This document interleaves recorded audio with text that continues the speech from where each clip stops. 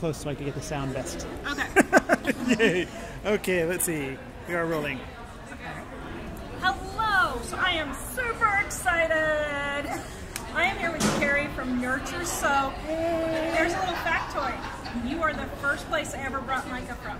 Really? Yes, you awesome. are. And I have loved it ever since. Very cool. It's great. So, you told me how you got started, and I thought it was a pretty interesting story. So, tell me how you got... Am I too loud? No, I sing louder. Oh. You're not supposed to stop! You're not supposed to stop. Yeah, so I forgot where you were. Okay, I know where it was. So tell me how you got started and a little bit about your business. Well, I started Nurture Soap because I've been a soaper for about 15 years and I couldn't find a lot of things that I wanted as a soaper.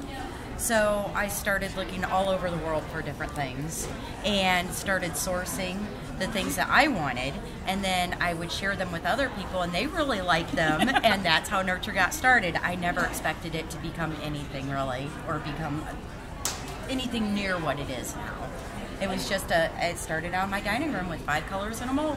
Wow, so do you have like a warehouse now? Or? We do. We have a 15,000 square foot warehouse. Wow. Where we have all our products in a machine shop. We have a woodworking shop. We have a metal shop. So do you make your molds? We do not make all our liners, but we do make all our wooden mold boxes in-house, and we make all our soap cutters in-house. We even have all the powder coating equipment, everything. From start to finish, it's made in-house. Oh, that's cool. I didn't even know that. Yes. Oh, wow. Okay, so the first product I ever bought was micas. Yes. From you. And I admit, I love your micas. They are really... The best thing I like about them is they're very vibrant. Yes. And they stay really true to color. Yes. Which, if you get micas off of Amazon, you saw my Amazon where I got mica, it didn't work. It was not good. So these are really good quality micas that hold their color. Yes, and that's what we get them for soap. So if they don't test out well in soap, we never carry them. And you test every one? I test every one right off the bat. Wow. And if it doesn't pass testing, we never carry it. Oh, good. Yes. So, okay, just out of curiosity, how many don't pass?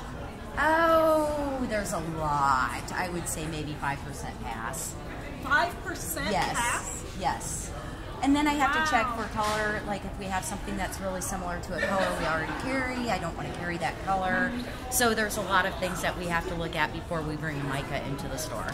Okay, yeah, that makes sense. Yeah. Okay, so what other things do you carry? Because I know you carry a lot more than mica. We have a lot of soap molds. We have soap mold liners, which we have designed just for us. I design them. I also design a lot of the molds. We design the cutters. We have a lot of fragrance oils now, which is it's a newer product in our micas. The longest products we've had are our molds and our micas, and then fragrance oils and soap cutters. That's all newer to us. Okay. Well, yes, so those are mainly what we carry. Cool. Yeah. Okay. Wow. I am just so excited when I saw you guys here because, like I said, I love your micas. Thank you. And it's crazy because the one I use the most of is mocha brown. It's a good color. I just saw it. Mocha brown right here. I use this all the time. There you go. I don't know how, but I mean I do a lot of landscape soaps and that kind of thing. So I think you got to have the dirt and the nature soaps. But yeah, this is my favorite one. So thank you. Thank you. It's been so good meeting you. You too. Thank you so much. Go visit them at Nurture Soap. The link is in the description below. Please like, subscribe, and share, and visit us at livingonadime.com.